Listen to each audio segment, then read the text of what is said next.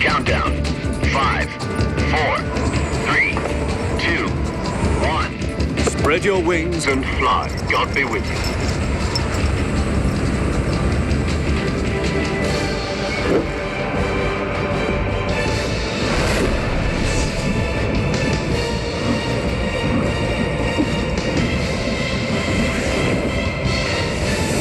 Well, you'll have to pardon my lack of enthusiasm here, because it's not at all about the quality of this game. I'm not telling you this is a bad video game, although I have a slight argument over the application of the term video game. This is more like a video.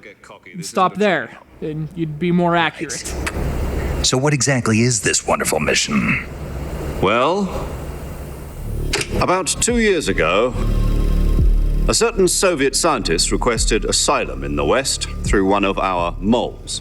You know, I used to really like this game, but I don't anymore, and I think I should make this abundantly clear. Just because I don't like something doesn't mean I think it sucks. So people, they get inexplicably defensive about things like this, and the last thing I want to initiate here is some kind of idiotic flame war. So just hear me out. Bloated, boring, all words I'd use to describe Metal Gear Solid Snake Eater 3D. But wait, because my personal views on a game that only lets you grab a backpack within its first 40 minutes aside, I would also call it an amazing 3DS game, that is, if you're into this kind of thing. And call it a hunch, but I'm assuming a vast majority of gamers are, and that's fine. In fact, I wish I still had the patience for this. Snake Eater is a phenomenal experience as a whole, provided you're willing to invest a substantial amount of time into what is largely a passive interactive experience.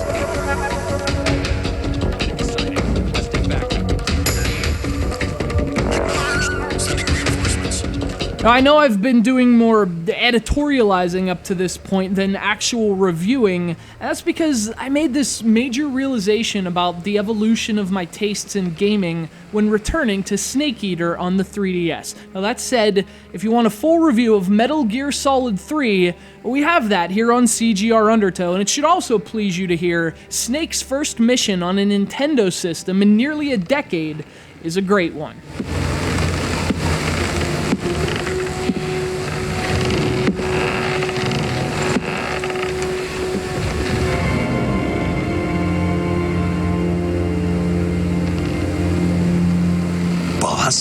If you've never played the game, the story, and believe me, there's a lot of story, is about a CIA operative codenamed Naked Snake. His mission is to take down this major nuclear threat in the Soviet Union, and of course he does that by sneaking through forests and stuff. This is a very smart and very slow stealth game predicated upon immersion, deliberateness, and ultimately, patience.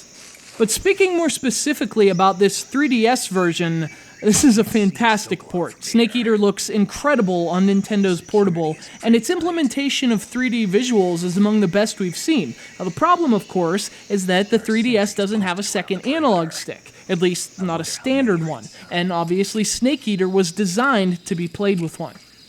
So unless you're playing with an ugly plastic tumor attached to your system, it takes some time to get used to the controls on the 3DS. You move the camera with the face buttons and crouch with the D-pad, neither of which ever quite feels right. Now, fortunately, you can actually walk while crouching in this 3DS version, which is a really nice addition that compensates for some of that control awkwardness, but apart from that, Snake Eater 3D is, in most ways, an improvement.